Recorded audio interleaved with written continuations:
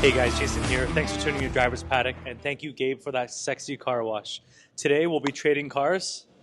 So I'll be giving him my BRZ. He's giving me the Elantra N, and we'll take it for a spin, and I'll give you my review of it.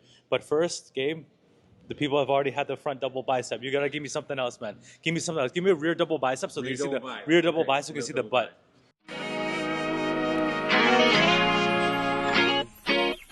Where are we right now, Gabe? We're at RClub, and if I am so bold, it is Toronto's enthusiast car club. So it's a great place to come, work on your car, see some cars that you probably have not seen before. They have some special stuff here. It's really fun. In the first 5 minutes being here, I've met some really cool car enthusiasts. So check them out online. That's RClub in Toronto. And well, without further ado, let's check out the Elantra N.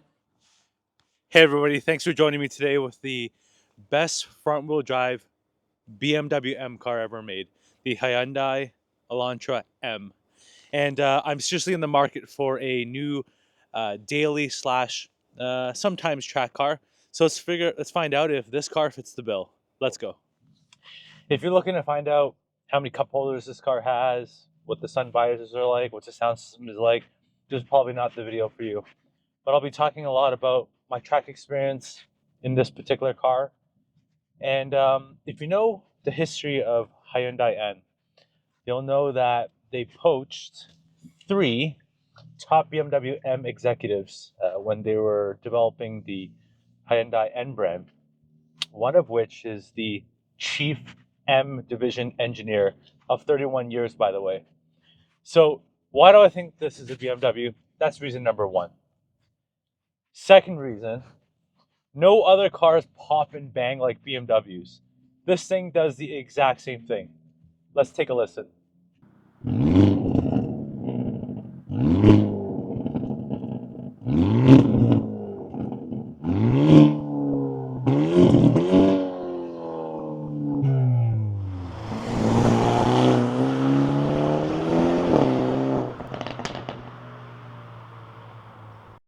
Look, if that doesn't literally scream BMW, I don't know what else would. Second, if BMW made a front-wheel drive M car, it would handle like this. And let me tell you why. So the hallmark, personally, what I think, the hallmark of any good front-wheel drive track car is such that at the very, very limit, when you're on power, of course, unfortunately, in front-wheel drive cars, the rear wheels aren't driven, so you don't have you can't send power to the rear to excite the rear wheels. But in front-wheel drive cars, the front is always pulling you straight. So at the very, very, very, very edge of grip, a little bit of understeer is okay. But the off-power mechanics, so when you lift off, the car should definitely rotate. Okay, and if you can't get the chassis, you can't get the car to rotate in a front-wheel drive car, you're always going to be destroying the front tires. And I think the rate at which that car oversteers or yaws is mostly a preference. Some people like it to step out very quickly. Some people like it to step out slowly.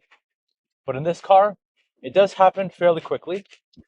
Unlike any stock front-wheel drive car I've driven, out of the box, as soon as you lift, the car rotates.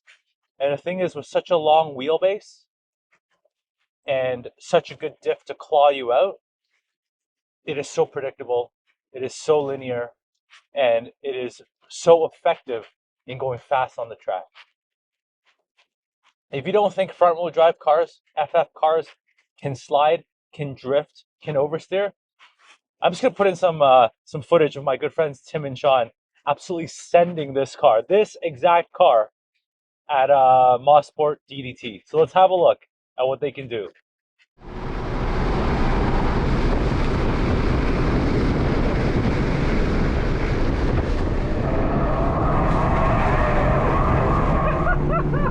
Alright, that was not fast.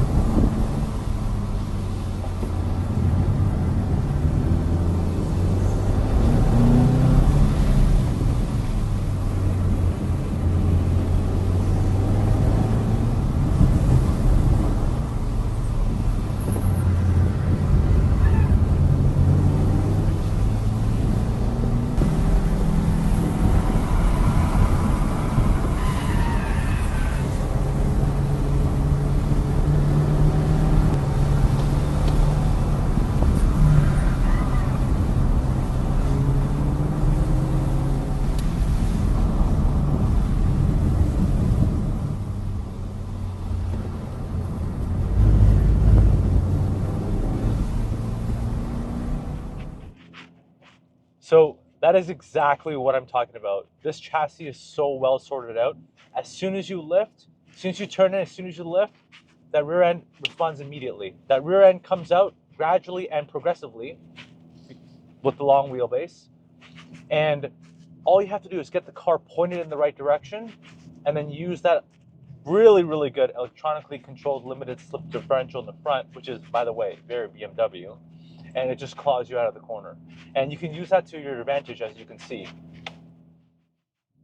Next, if you've been following me, you'll know that I blew the motor in my Gen 2 BRZ weeks before Ontario Time Attack Event 2 at Mosport GP.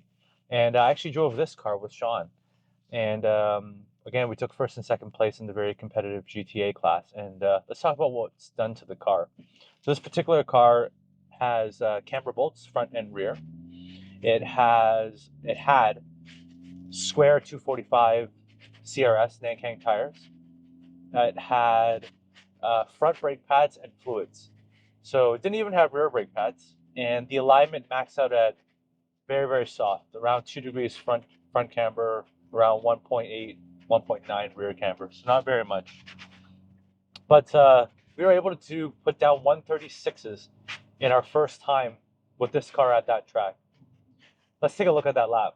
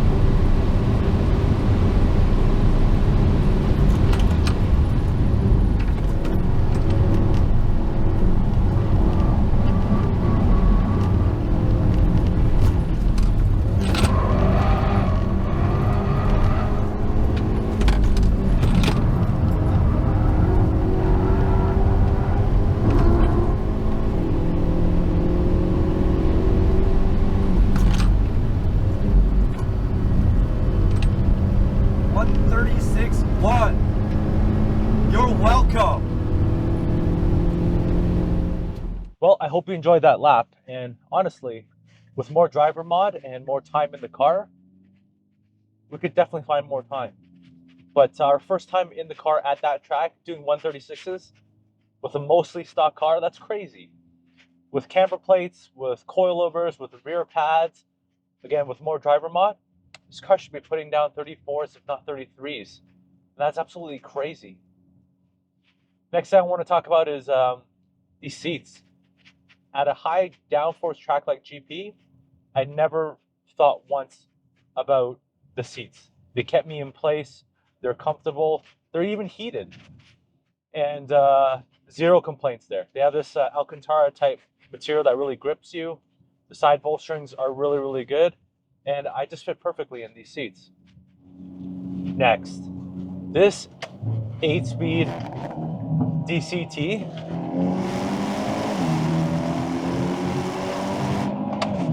is amazing. It is so good. It is so responsive. The downshifts and the upshifts. Not only that, the logic in this DCT, I didn't think once. I didn't even use the paddle shifters, to be honest.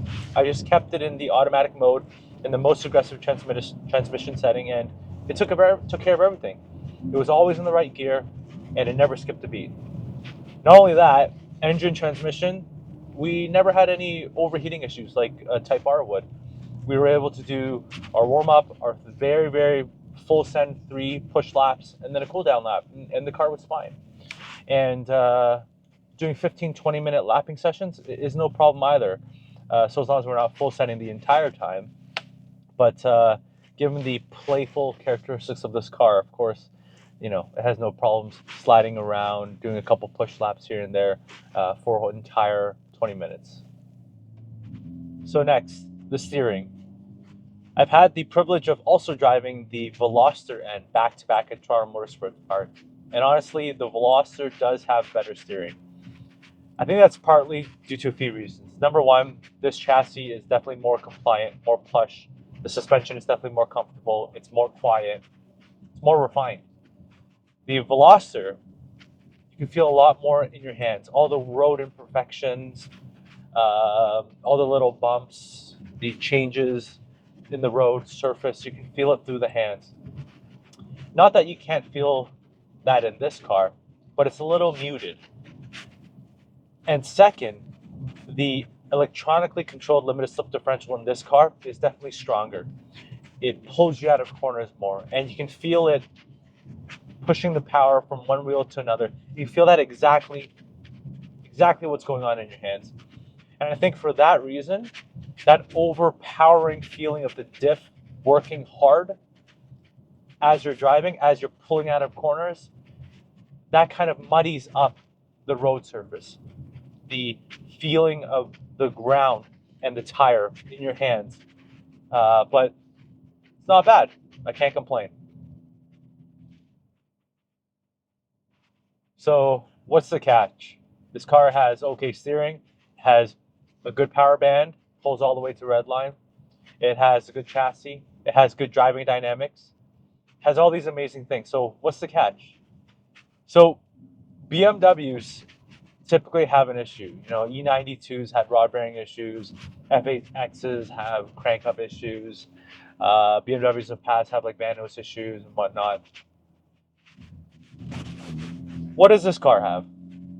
So Sean and I battled this issue while co-driving the car at Mosport GP. And the issue has to do with octane learning. And essentially what happens is whenever you put fuel in this car, because it can run both 87 and 91 or 94 fuel, the car needs to go through this process of octane learning to give you full boost. So it'll give you 15 psi of boost until the car does octane learning, and then it'll give you the full 18 to 20 pounds of boost. So I have here with me, how exactly do you octane learn? So you need to drive between 109 kilometers or 159 kilometers for 5 minutes continuously. You literally need to break the law for this car to octane learn. Every single time you go to the gas station, this car needs to octane learn. The other option is to keep it in 4th or 5th gear, varying the throttle between 40 and 70% for 5 minutes straight, accelerating between 40 and 120 kilometers. That's not a track situation. You can't keep it in 4th and 5th gear, varying the throttle between that for 5 minutes straight. And there's no way you can keep it between 109 and 159. So I know a fellow competitor with the same car had issues getting the car to octane learn, and we struggled to get the car to octane learn. We burned through a quarter tank before we got the car to octane learn, and it was so frustrating. So can you swallow this pill? As a competition car, do you have time to get the car to octane learn? Even as a street car, do you have time to get it? Are you going to go and octane learn every single time you fill up? Can you swallow this pill? And personally, I'm not sure yet. And I think there is one solution for this, though.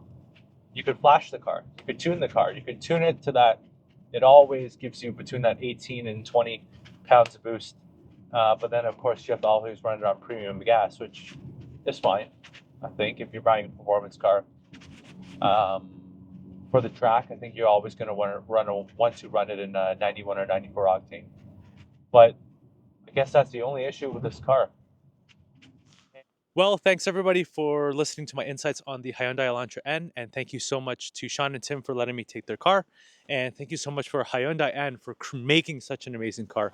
Whether it has influences from BMW M or not, it's still an amazing car. And if you know anything about me, you'll know that I'm a BMW M fanatic, and this is the highest praise I could possibly give to any car.